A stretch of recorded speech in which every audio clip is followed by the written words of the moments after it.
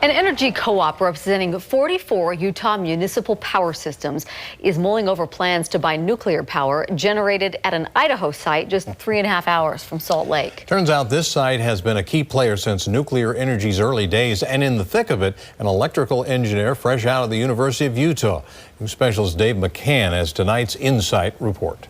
Look across southern Idaho's Arco Desert. You see scrub oak, ancient volcano formations, and not much else. In the middle of it stands a fairly ordinary-looking brick building.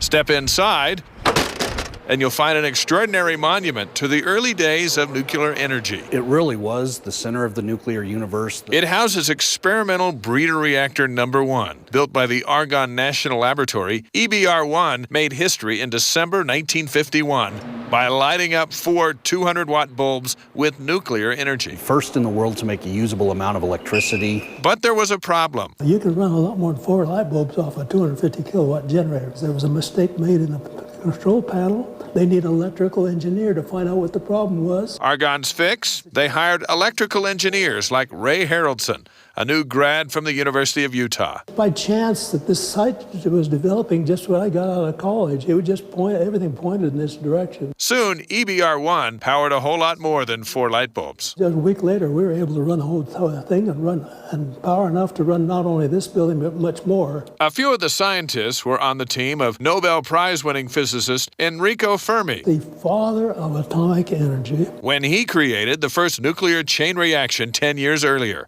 Now Ray was working with them side by side at EBR-1. They took me under their wing, and I got a second education. But for years, the U.S. government made sure no one knew exactly what they were doing. My kids never knew what I did out here.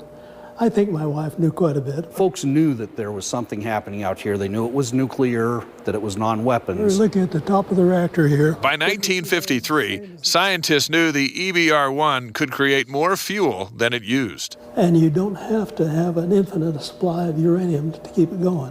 2 years later, EBR-1 reached an historic but frightening milestone. During a shutdown test in November 1955, the reactor suffered America's first unintended meltdown. There was no noise, there's no explosion. What had happened? We weren't sure. Until a few minutes later, when our radiation monitors signaled back here that there was radiation coming out of the reactor. Half the reactor's radioactive core had already melted. Ray and others evacuated, but insist the public wasn't in danger. So the reactor down there was only about as big as a football. A rebuild of EBR-1's reactor started months later, but by then, new test reactors were coming online in the Idaho desert, including one powering the whole town of Arco, another nuclear first. I was the one that closed the switch to let Arco. The final shutdown for EBR-1 came in December 1963, and Ray was there 3 years later when President Lyndon Johnson dedicated the reactor as a national landmark. Its breakthroughs in nuclear energy technology may have been risky, but Ray says nearly all of the team lived to see old age. I've been subjected to very high radiation levels here, and I'm still here. Dave McCann, KSL 5 News. Quite the